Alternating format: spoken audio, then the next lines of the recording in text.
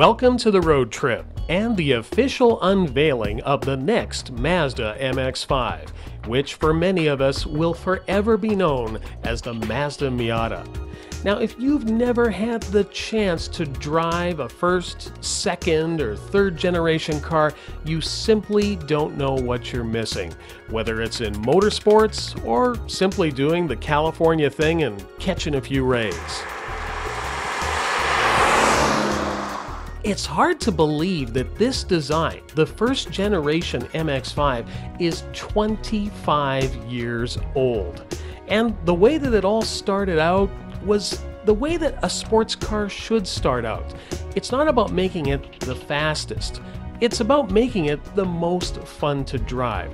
And that has been an element of the MX-5 since its inception. And I figured it was time that we drove the inception. An absolutely beautiful 1990. And here's one of the cars that started it all, because this particular 1990 Mazda MX-5 Miata, this is the car that was on the floor at the 1989 Chicago Auto Show. So, I mean, not only to be able to touch history, but also to drive it. Now, they didn't say we could just drive it as much as we want here in Monterey, but I will tell you this, it's got 8,400 original miles on the odometer. Just turned 8,401. I hope Mazda's not too mad at me for that. But we also have to remember that there's so much of the original car that has made its way into the brand new car that we're going to be showing you a little bit later on in the program. But when you think about the power at the time, 1.6 liter dual overhead cam, 116 horsepower, 100 foot-pounds of torque, mated to a 5-speed manual, because let's face it, not too many people went and took advantage of getting the automatic transmission. But the one thing that really still speaks to me about this car, and I did have one, I had a first generation car, 1990, red. But does it look 25 years old? Does it even evoke images of 1989, 1990? I don't see it anywhere on this car. And I think that's one of the most compelling things about the MX-5. I mean, regardless of where it was sold and what different names it did exist, obviously Unos in Japan, but there's just something about this car that has really stood the test of time. I mean, when we think about the quintessential designs that exist in the world for automotive, we think about things like the Jaguar E-Type. This is up there. This really is up there. And to think that it was a car that was extremely accessible. I mean, when you take a look at the original MSRP on these cars, it wasn't a lot more than $13,000. And what I liked about it is that there were some things about it that made it truly basic. I mean, you could actually get these cars with steel wheels back in the day, evoking much of the images that I think of when the mind looks at cars like the MGA. So there's a lot of that classic sports car here. But of course, one of the best things about this particular classic sports car is it's still very accessible today. You can head on to Craigslist or Kijiji and you can probably find one of these in and around the Monterey area for about $3,000, $4,000. And that's a really nice one. And then you could take that original car and spec it out any way that you want. If you're just the type of person who's more concerned with the pure looks of the original, no problem. But then you start adding a roll bar. And then you start lowering it down a few. And then you put on some bigger wheels, some stickier tires, stronger exhaust, turbocharge it, supercharge it. And then you take it to Mazda Raceway, Laguna Seca. It's easy to see why the Skip Barber Racing School uses the MX-5. We had a chance to take the third generation cars, specially equipped, out onto the Mazda Raceway Laguna Seca. That's me at the wheel. And I just went through the corkscrew, and that is the fabled corkscrew that you hear about when it comes to talking about the Mazda Raceway Laguna Seca. I don't know if I did it again. I seem to have lost the footage on that. But, well, let's get off the track and take that 1990 for a nice polite spin.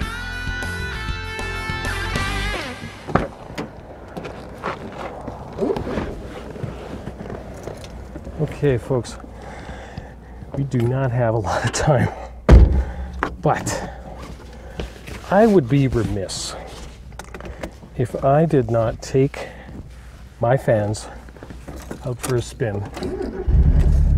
in this absolutely beautiful first year Mazda MX-5 Miata. You know, sometimes I think just like calling it Miata, sometimes I think just calling it MX-5, but you know what? Shut up and drive it.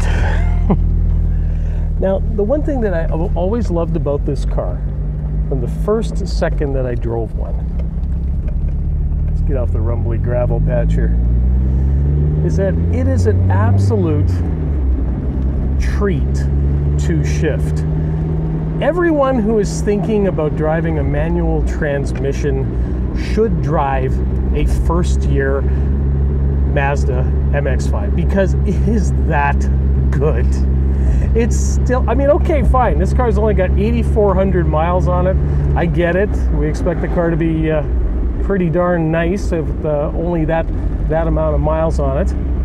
But let me tell you something. You can drive one of these cars with 240,000 miles and it's still going to feel that crisp. It is still going to be one of the best clutch experiences that you're ever going to have in your life. It's a bucket list car. As far as I'm concerned, you need to own one of these. You need to own a first generation car. Just do it because, folks, seriously, you can come down to California and I mean for like, I don't know, 2,500 bucks. 2,500 bucks doesn't sound like a lot of money. That would get you a nice sunburnt 1990-91 MX-5. It is more fun than a bathtub full of sea otters. I mean, it doesn't have a lot of power, but what it does have sounds so good. This is fun. This is exactly what the original designers were going for, the original engineers, when they put this car together. This wasn't about making an oversprung car, a hard-to-drive car. This was a car meant from the get-go to be one of the most fun things that you would ever put your seatbelt on in. It's simple inside. There's very, very little to get in the way when it comes to instrumentation or controls, and that is pretty much carried through even today. But as you can see inside here, I mean, okay, yeah, you can't really put a cup holder in the ashtray. You know what? Real cars do not have cup holders, and this is a real, pure, absolute joy to drive car.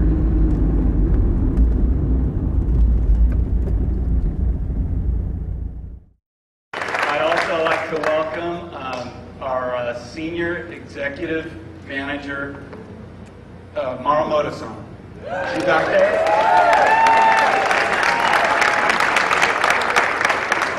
He's also a really big deal. So we're so glad you could come out here and be with us on this very, very, very special occasion. So I've been fortunate enough to be at Mazda for about 5 years now, and I've been fortunate enough to work on almost all of the new products that we have coming to market, and it's been such an exciting time to be here. But when the opportunity comes along to work on something like the MX-5, it's really kind of a situation where you have to pinch yourself because it's a bit of a dream, really, to be able to work on something like this. And then the next thought that comes into your mind is, God, I hope we don't screw this up. because of folks like you, it's a big deal, right? And it's interesting because there's a lot of pressure to do a great car because of the huge enthusiast base and because of the legacy the car has behind it. You know, with Bob Hall and Tom Atano set in motion in 1989 really had a profound impact on the overall car industry, in that it let the car industry kind of breathe again, get back to its roots, focus on cars that were really about enthusiasm, passion, emotion. So some really great cars followed the MX-5, but none were really quite like the MX-5, right? The MX-5 was all about that fun to drive, like nothing before. And we're so lucky at Mazda to have such an icon. And I know that word gets thrown around a lot, but I believe it's absolutely valid and deserving, and I hope you guys agree.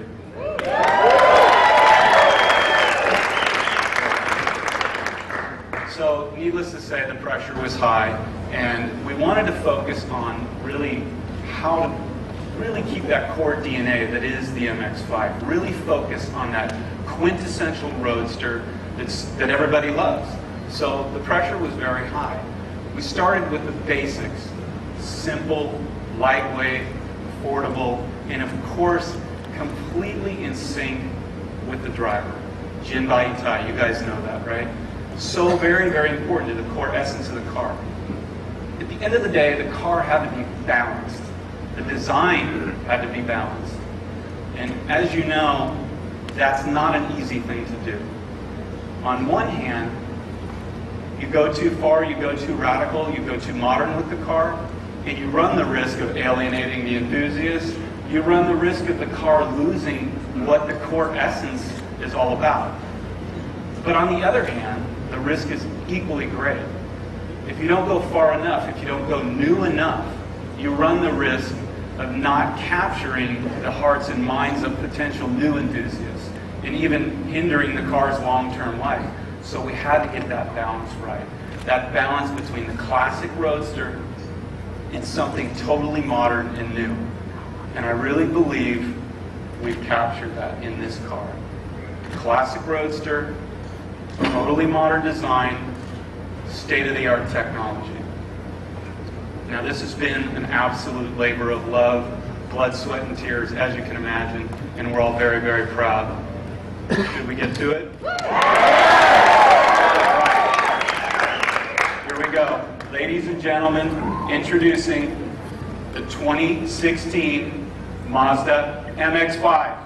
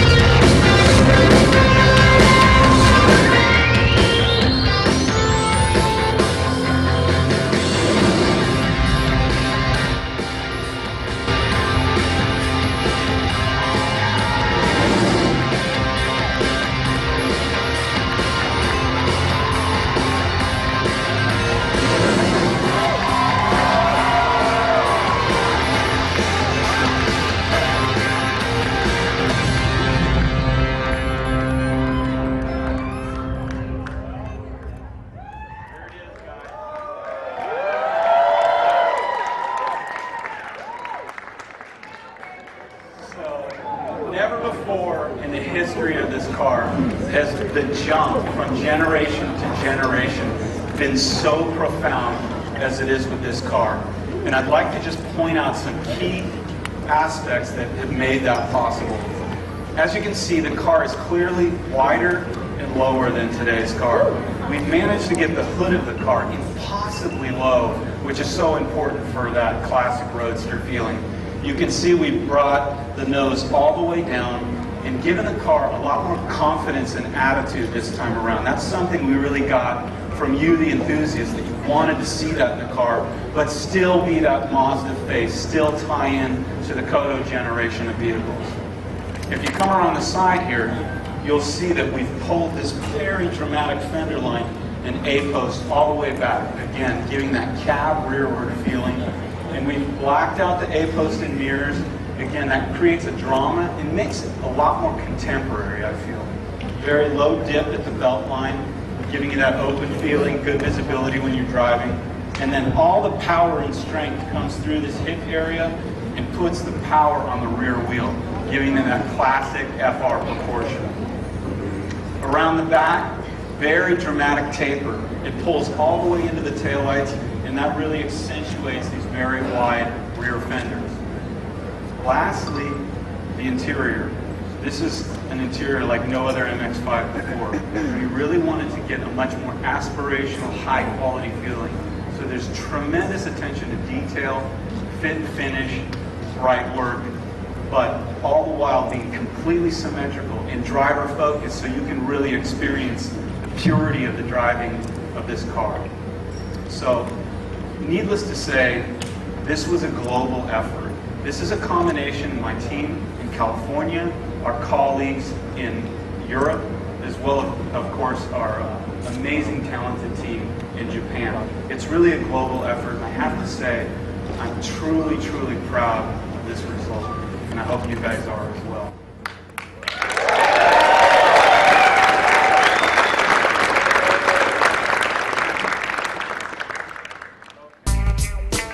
Mazda was a little tight-lipped on the specs, though that's not going to stop this scribe from making a few educated predictions. Now let's start with what we know about the body in white. As expected, the SkyActiv suite of technologies is in play here, which means that the girth had to go.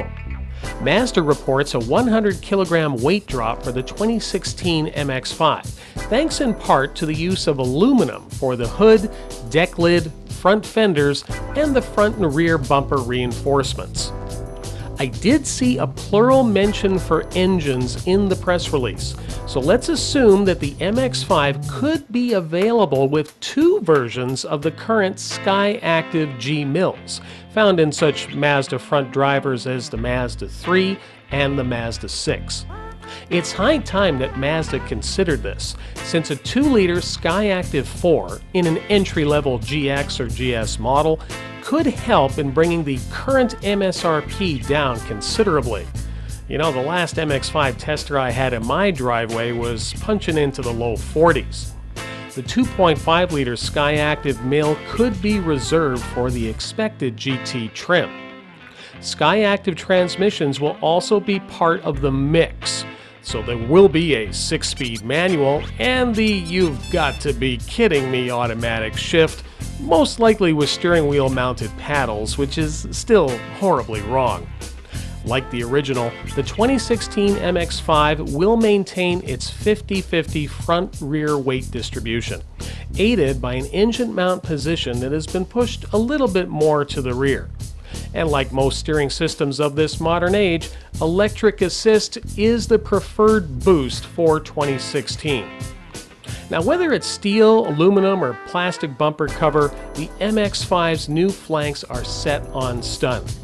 Check out the new human-machine interface on the inside.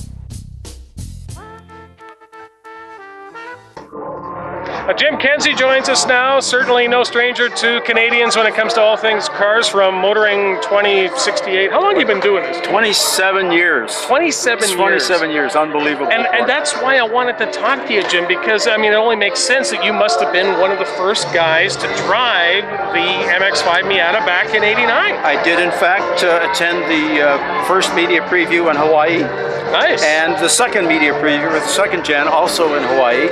And I'm sure hoping, Mazda, if you're watching, I want to be on the third generation preview as well. Me too. This guy too. I'm getting old enough.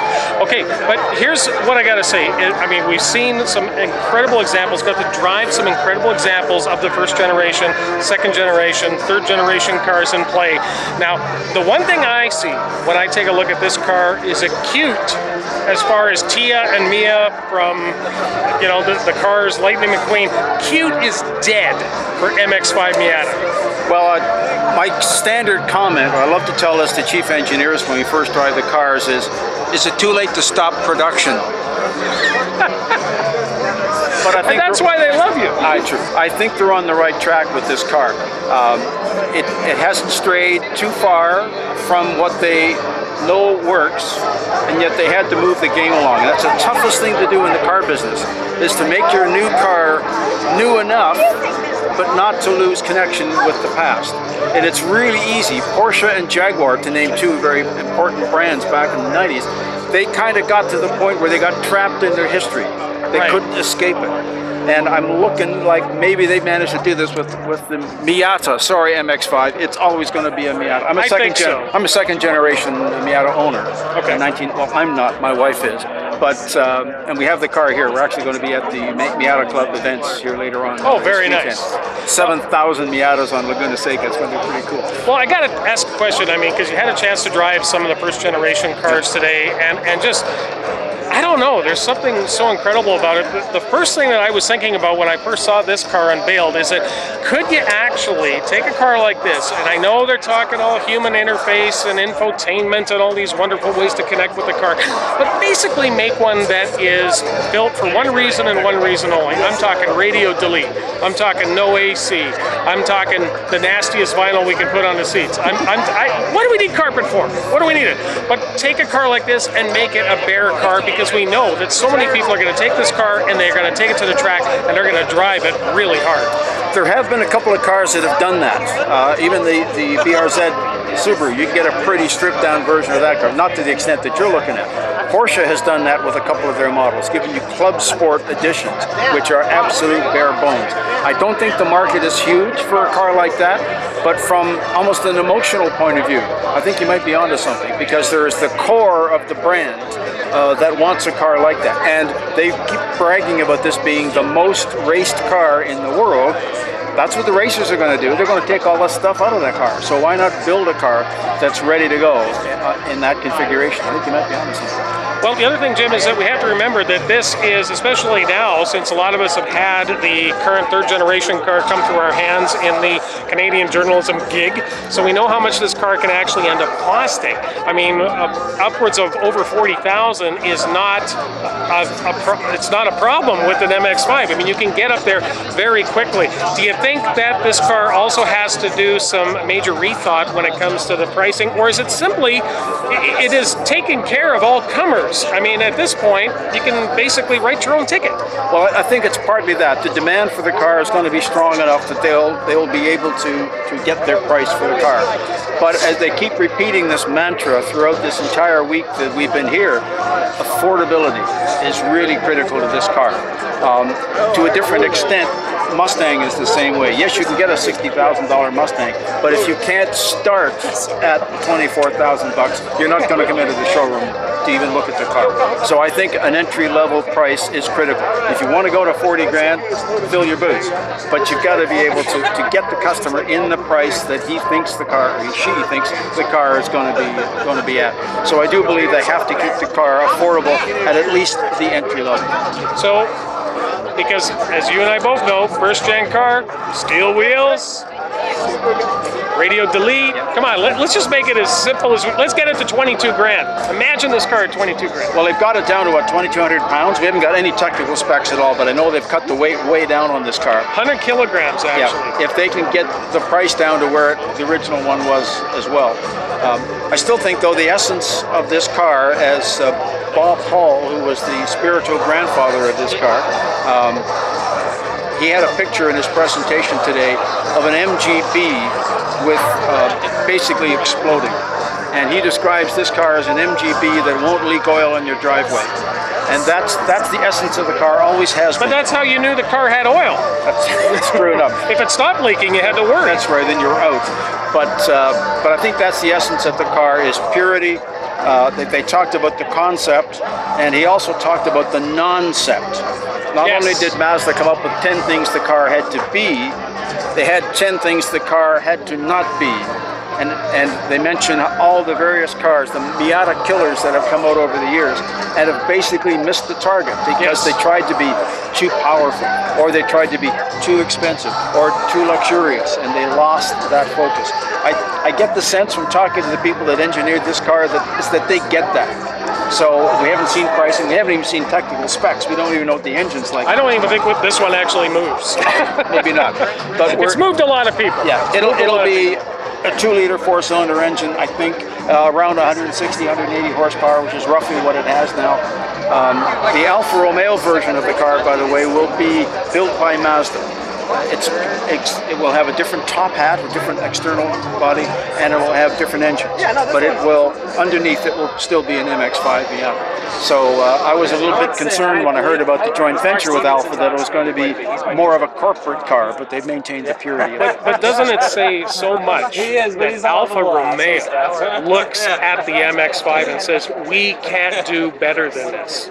That's exactly right. And I've always said that if there was a prize for the car that best achieves its design brief, what is a car supposed to be and what is it, then the Miata would win it every year, because it does exactly what it's supposed to do, it does exactly what you expect it to do, and it achieves its objectives 100% down the line. You can take an Apex in a corner and never leave your lane.